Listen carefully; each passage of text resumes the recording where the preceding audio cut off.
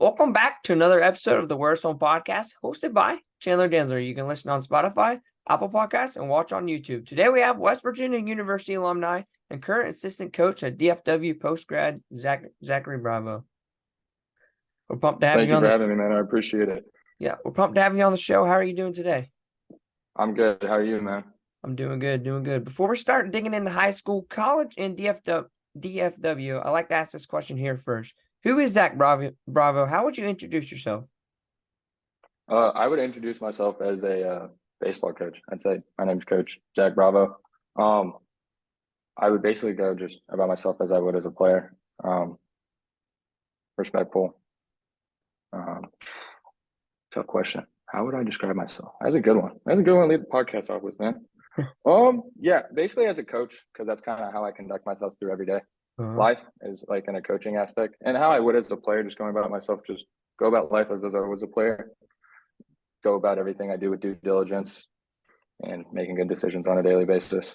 Yeah, for sure. All right, let's get into high school here. You graduated in 2016 from Rio Rancho High School. Can you talk about your high school experience? My high school experience was an interesting one, to say the least. I started off my freshman year breaking my collarbone right before the fall, so I didn't get to play a whole lot my freshman year. And then sophomore year, I floated between JV and varsity, spending the later half of my sophomore year with the varsity squad, just kind of getting the vibe, spending the state tournament with them. I think we ended up losing in the semis that year. And then my junior year is kind of where I really took off. I broke my thumb early in the spring, right before we started practice. So I had to sit out for about 6 weeks with a broken thumb. Just playing catch, it was the craziest thing ever. And then I got brought up as a PO. I was kind of an outfielder PO, and then we needed more pitching, and they're like, "You're a PO." And then I was a PO for the greater part of the spring, my junior year, up until about halfway through, and I showed up one day and I was playing left field. And once that happened, I kind of never left. I played left field for a little bit, and then I migrated to the infield once we were having problems at third base, because I was kind of a utility guy. And then that's where I really kind of took off baseball wise. I had a really good state tournament. I had a walk-off double in the semifinals against our rival Cleveland to send us to the state championship, and then I dueled it out for 8 2/3 innings against a former first-round pick Trevor Rogers of the Marlins. He went after it for about 5 or 6 innings, and I threw all 8 2/3. I ended up losing 2-1, but it's kind of hard to beat 95-97 from the left side when you've never seen it before. So that was a pretty traumatizing experience as a hitter. And then my senior year is kind of where things go left. I got kicked off about halfway through my senior year, just thought I was invincible, thought I was the best player on the team. Yeah. Just kind of bit off more than I could chew. I ended up showing up late before a district game one day. Coach said, "Go home." I came back on Monday. Stuff was no longer in my locker anymore. So that's where I kind of thought I was pulling the plug on baseball. And then some other things happened. I fell down the wrong path with the wrong people for a little bit. And then, I spent probably the greater half of my senior year, spring, just not doing anything baseball-wise, nothing, because I thought I was done. And then over the summer, I kind of fell in love with it again. And I decided that I was going to walk on at New Mexico Military Institute, and then found out I couldn't afford it. So then this is where the college stuff comes into play. I'd hit up our old catcher from my junior year, who was a senior, who was going to Eastern Arizona. And Eastern Arizona had given me like a coach came up to me and said, "Hey, here's my information, blah, blah, blah, blah." I was like, cool. And I had it in my wallet forever. And he was like, "Yeah, and I hit him up. I was like, "Do you guys need pitching?" Because I was out of everything. I didn't play my senior year. I didn't play on a very good summer ball team because I couldn't afford it, travel all over the place. I never did perfect game, never did PBR, none of that. And so I hit him up. I was like, "Dude, I need something." He was like, "Let me see what I can do." And then he said, "Send him an email." I emailed him, and we were on a phone call about 20 minutes later. He was like, "We've got money left if you want to come." And I said, obviously, I said yes. And then I went on my visit, liked it. And then, that's how me going into that. The high school part was definitely the biggest adversity part that I had to learn. I had to learn what adversity was at a young age, and it was my own fault in a sense. Yeah. So learning adversity was a big part of high school. That's how I kind of took away from my high school stuff. All right, that's great. All right, you talked about you had 2 injuries back in high school. Can you talk a little bit about the process of getting back to normal? Ooh, the collarbone was a tough one because I couldn't do nothing. I couldn't do anything. It was kind of just sitting there and hanging out. But the broken thumb, I I kind of just went with the process on both of them. I didn't rush it. The thumb, I slipped out of my cast about a week early just so I could travel a varsity tour tournament. Uh-huh. But other than that, I did what the doctor said. I didn't really need to do any physical therapy. I just didn't try and push it too early. I made sure my x-rays were healed. I didn't do anything until I got x-rays and things were healed. Gotcha. All right. Tell us, do you have any favorite memories you had in high school that you remember and you can talk about? A couple of my favorite ones, definitely hitting that walk-off double against Cleveland, because they were our rivals and we don't like each other. Because there's two schools in our school district. It's us and them. And, that was probably, and it was in front of like 5,000 people at a minor league stadium. First pitch fastball away down the line. I was sitting on it. I got it looked like a beach ball. Another one. And then another one was the next day pitching in a state championship game. I mean, that's something every high school kid wants to dream about. I want to go to state, play for a state championship, right? For sure. And I kind of it was kind of put in the spot too on the bus ride back. Because I closed that semifinal game out, got a double play in the inning, closed that game out. He pats me and head coach comes on. He's like, "Hey, good to pitch tomorrow." And I was all, I mean, I guess. I said, "Let's go." I said, "I ain't going to say no." Yeah. Never going to turn the ball away. For sure. All right. Like you said, from 2017 to 2018, you attended Arizona College. You were a starting pitcher and tailed 65 strikeouts, 6.1 innings. Can you talk about a little bit about your first year at college? My first year in college was a doozy because I came in about 5'11", 6 foot, 130, 40 pounds soaking wet. So I had to do a lot. It was a whole lot of spending time in the cafeteria eating. I ate so much because I had to put on weight, and it was my first time really getting in the weight room in the fall. And it was my first time being away from home. All of those things added up with the work, schoolwork, baseball, and having to be away from my family for the first time was definitely an interesting experience for me, to say the least. The fall was a grind. The fall was definitely interesting because I came in as a freshman. I knew I had a shot to start if I did the right things. And I put in the work in the fall. And then springtime rolled around. I didn't really realize how good of a conference that was, being with Western Arizona, Central Arizona, South Mountain, Yavapai, playing against top ranked teams in the junior college teams in the country with guys that are just fresh out of Power 5 schools. It was a learning experience, to say the least. I got banged around a little bit. I think we won like 12, 16 games my freshman year. So that was definitely, coming from a winning high school program to going to that was also another pretty big thing that I had to adjust to. And then the quality, just the competition. I was 86, 88 on a good day in my first year. So I couldn't blow guys away. I had to learn how to pitch the hard way. I'd learn how to get in the strike zone early and establish corners of the plate. I just really learned how to pitch my freshman year. Is really what I take away from that, is that I learned how to pitch to high level hitters. All right. You were ranked top 25 nationally in strikeouts per game in 2017. Can you talk about that and what that meant to you to have that kind of ranking? I always pride myself on being able to get ahead in the count. And I always had good off-speed stuff. Big breaking ball, change up early in my career. I didn't have the slider until I got to a little bit higher levels. But I always prided myself in, like I said, getting ahead in the count. And I always enjoyed, I don't like people getting the ball off of me. So I always pride myself in strikeouts. And I throw a lot of strikes. So that was really no surprise to me. I never walked a whole lot of people. All right. Yeah. What advice would you give someone going into the recruiting process right now? Right now, in this day and age, because I kind of got the tail end of the transfer portal, I didn't really get invested in the NIL aspect because that was my last year at West Virginia when that was introduced. I would say you just focus on yourself for right now, depending on where you're at. If you're a freshman, sophomore, just focus on yourself. Try to get as big as possible, as strong as possible, as fast as possible. Get in front of as many people as you can, right? And then for those older guys, the juniors and the seniors that are trying to get on the map, you got to have some outlying tools, right? Because like I always felt like as a pitcher, you always got to have some type of outlier: good fastball, command, good mover, looks like it doesn't, good body language, just handles pressure situations well. And then hitters, obviously the speed, the power, the contact, the hand-eye coordination, defense, stuff like that. Just being able to sharpen up, because everybody talks about being a 5-tool player, right? I always tell kids, have 3 of them. 3. Be good to have 3 quality tools. If you have 4, make it 4. right?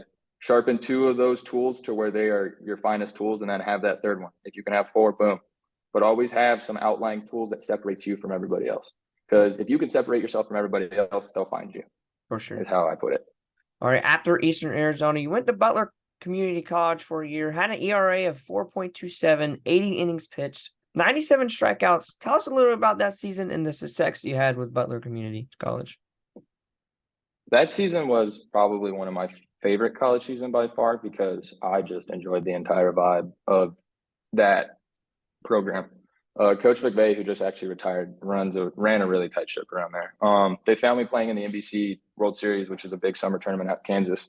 And they offered me on a visit the next day. And I went in, they had a couple big Virginia transfers. Like I was told I probably wouldn't start right off the bat. So I went in and had to work.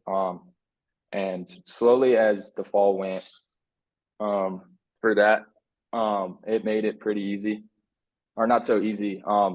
Made it pretty apparent that I was going to have a really good shot at playing at the next level. I had a bunch of Division I schools coming out, watching me throw. I went on, I think, 3 visits to Division I schools. And slowly as the fall progressed on, MLB scouts started to show up. I got my first, what do they call them? It's the thing they send you. They send you an email, draft prospect link, my first draft link. I think it was from the Tigers. I was checking my voicemail one day and I missed a call from him. And he's like, yeah, I forget what his name was, with the Tigers. And that was my first realization of like, wow, this might actually, I'm like, it's really happening kind of moment.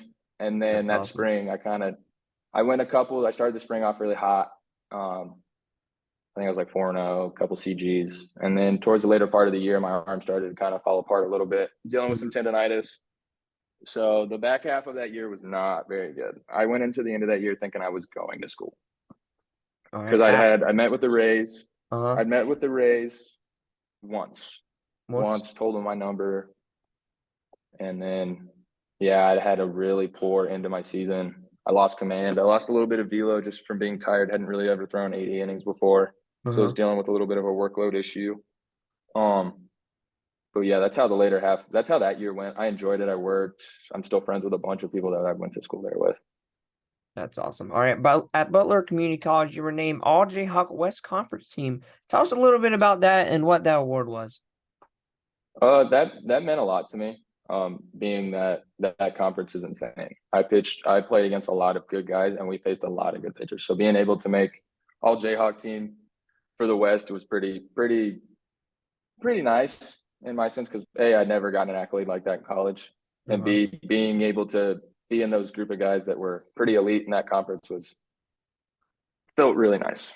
That's awesome. All right. In 2019 MLB Draft, you were selected by the Tampa Bay Rays in the 29th round. Tell us what it was like hearing your name in that MLB Draft. So I didn't know I was going to get picked, actually. Oh, yeah? Nothing was ever kind of told to me leading up until the point. It was just getting phone calls like, hey, you going to sign? I was like, I don't know. And then I got a phone call from my JUCO coach the third day of the draft. He's like, bro, how does it feel? I was like, what do you mean?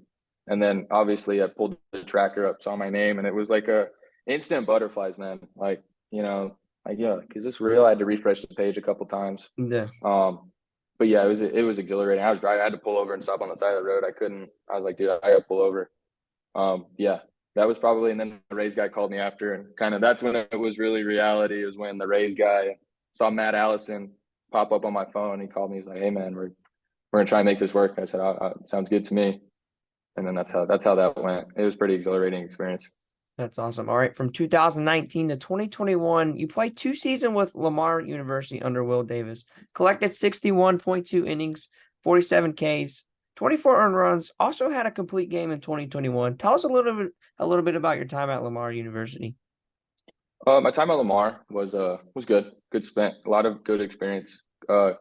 Southland Conference was good competition. I feel like I made some really good strides out there with adding a new pitch, with adding the slider while I was there. I did battled the yips for a little bit my first year there. Got that ironed out. But my first year was kind of my velo fell off. That was obviously the COVID year.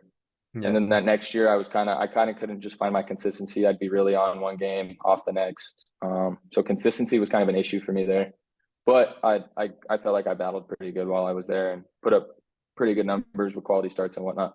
Yeah. All right. After Lamar University, from 2021 to 2022, you went play for West Virginia University as a starter and a bullpen pitcher. Give us some insight on what it was like playing Division I baseball for a year. Playing Division I baseball, actually, Lamar was actually D1. So this was my third year D1 baseball. But moving up from the mid-major level to the now Power 5 level was a massive jump. Just the quality of hitters I had seen from my starts against at TCU and Tech to pitching against Oklahoma State, and Texas was all, compared to everybody I'd faced before, it was a pretty big jump. Just plate discipline wise, being able to stay on pitches longer, not really being fooled, good takes, seeing balls well, not really able to overpower hitters. Takes a lot to overpower those guys. So that's where I was like, oh, I got to learn how to pitch a little bit more. Definitely. All right. After college, you played a professional season in the MLB Draft League. Your team actually won the MLB Draft Team Championship. Talk about that season and the performance you had in the MLB Draft League. That season was really good. I think I stacked up like 60-something innings with 8 walks or something like that. So I was a big pitchability guy when I was in pro ball. I kind of found my groove back again. I was back to my old self, being able to command all 4 of my pitches, which was really big time for us because we had some arms fall off there towards the end of the season. So I picked up the workload there for a little bit, but unfortunately I ran out of gas in the championship game. But luckily we were able to swing our way back into it and pull it off, which was that's probably one of my best baseball experiences right there, is winning a championship. That's awesome. All right. What are some things you learned in college that you're now bringing to your coaching style? To be attentive and with everything you do. Don't ever take a day off. It took me a little while to realize that taking days off does nothing but set you back and put you just in a worse position than you were before. And a lot of guys are trying to get better but aren't willing to put the work in, right? And I realized that way too late, that work will pay off. You just have to put it in first, right? Sure. And that you're not going to make everybody happy. Not everybody's going to like you. Not everybody's going to like your style of play, the way you pitch, right? You just got to find the right place for you and what makes you happy. It's all that matters. For sure. All right. For someone getting into college baseball right now, what advice would you give them? Getting into college baseball, work, fall. It's the fall. Get in the weight room, get in the lab, fine-tune your pitches, try and find your deficiencies and make them better. Try and find something every day that's going to make you a little bit better baseball player every day, no matter what it is. Find something that you're doing that you think is going to make you better. All right. I like that. I like to talk about relationships that you can build while playing baseball. Can you talk a little bit about the relationships you have built while playing baseball, and talk about the amount of relationships you can build while playing baseball and even coaching baseball? Dude, I have already built so many relationships coaching wise, just people I've played against, me following them on Twitter, reaching out about our post-grad stuff and informing, hey, I've got guys here. It's really easy to make relationships in the coaching world. But a lot of these relationships have stemmed from coaches I've talked to while I played, coaches I've played against, coaches who have seen me, heard of me.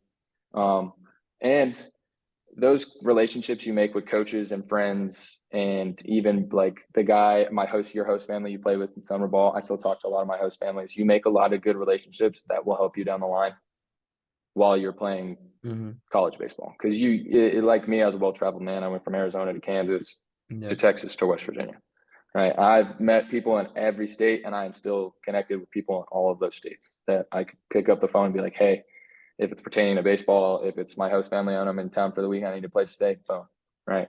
It's always good to make great connections, and it's so easy playing baseball because you see so many people, you do so many things, you play so many games, just everything's all around with everything. Definitely. All right. Recently, on August 1st, you announced you getting hired on to DFW Post Grad coaching staff. Tell us what your role is and talk a little bit about what DFW Post Grad is.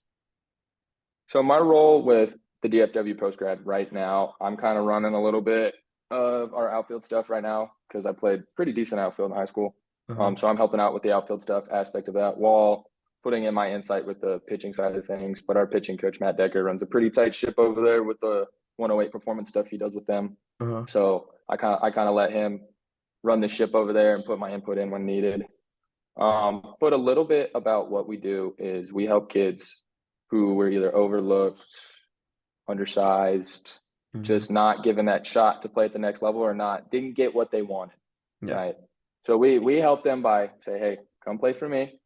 We play a full 20 game schedule in the fall against JUCOs all around the DFW area up in Oklahoma, and we go up to Kansas. And in the spring, we play a full 54 game schedule. Jeez. Every day we are at the indoor from 8 to 9:30-ish with extra hacks. Pitchers are getting water bag movement stuff in. Our hitters are getting extra swings, drills, just some extra work. And then we go to the beautiful Oak Grove Park over down in Grapevine, right down the street from the indoor. Guys don't have to drive far. And we get little outdoor practice in, some NDD, Team D. We run it basically like a college. I'd like to say we run it like a college, exactly like a college program. There's just no school. So as soon as we're done with weights at 2:30 every day, guys can go work, they can go do whatever. So it's a lot of guys that turned down either walk-ons, whatnot, that just wanted to take a bet on themselves is how I kind of look at it. They're not burning a year of eligibility by going somewhere and redshirting or sitting the bench. I see as a cost-effective way, if you're getting no offers, cost-effective way to not burn a year and come get a little bit better, put on some weight, see some college arms, college pitching before you go step into the real realm of college baseball on an actual school team. Right? All right. With this being, I feel like, oh my bad, you're good, bro. Sorry. No, you're good. All right. With this being your first year, what are your goals for the team, and what are you most excited for? Ooh, my goals for the team. Goals for the team. I would like us to have a sub 6.5 ERA as a squad, as a staff, because a lot of these kids are not like when you look at a lot of JUCO pitching staffs, right? A lot of guys have some pretty toasty ERAs up in there. So for my guys, and I think everywhere I went, we always try to keep our ERA below like a 6 or a 7, because in JUCO everybody swings it. So I want the squad to keep below a 6 ERA around there. And then for our hitters, I just want us, the hitting one, quality at bats is a big thing for me. I want us to have at least two or three quality at bats every game, right? Yeah. Not giving away at bats is a big thing for me. All right. What are you most excited for this season coming up? Most excited I'm about is to watch our guys play some spring baseball, because the fall's a little, I don't know what I say. How do you put it? A little repetitive. You show up, you play 14 innings. Nobody's keeping score, right? We're rolling innings. I can't wait to see the guys in the spring, like bear down, keep score, taking care of the ball matters. Yeah. Watching them kind of play in a college atmosphere for the first time will be pretty exhilarating for me. Yeah, that would be awesome. All right, can you talk a little bit about the facilities you guys have there? Oh, we have beautiful facilities. We are indoor in our locker room, and our coach's office are all located at Top Prospect Academy down in Southlake, Texas. It's a massive. We've got a whole two-lane bullpen pitching area with a plyo mound, and then we have 7 cages that the hitters can get work in anytime. And then they have a full-blown locker room, whiteboard, weigh station with protein and mass gainer. They've got TV in there. And then the coach's office is in there, obviously, where the coaches hang out. We got a shower, stuff like that. And then our field is really nice. It's at Oak Grove Park, right on Lake Grapevine. So we either get the howling wind off the lake, or we get the howling wind out. Right. It's nice. Turf infield, grass outfield. The grass is very well maintained. The turf is very well maintained. Just gets really hot out here in Texas. That's my only complaint about the field is the turf. Standing out here hitting fungos and you're sweating. And then they do I can't remember the name of the gym they work at, but it's called APE, and it's right down the street from our indoor facility. So the guys come back, change, and then they can jet over there right after they get done. So our strength guy does a really good job with them. And then their apartments are right down the street too. So they're all very in close proximity to everything they do. So they don't got to drive far. That's awesome. All right. We got a couple questions left here. What are your long-term coaching goals for the future?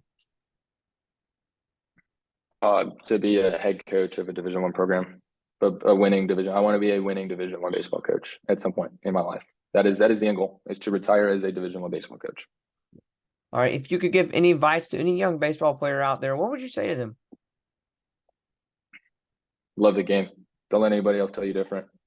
Work hard. All right, Zach, thank you for reaching out and coming on the podcast, and good luck with your first season at DFW. I appreciate it, man. Thank you for having me. Yeah, for sure.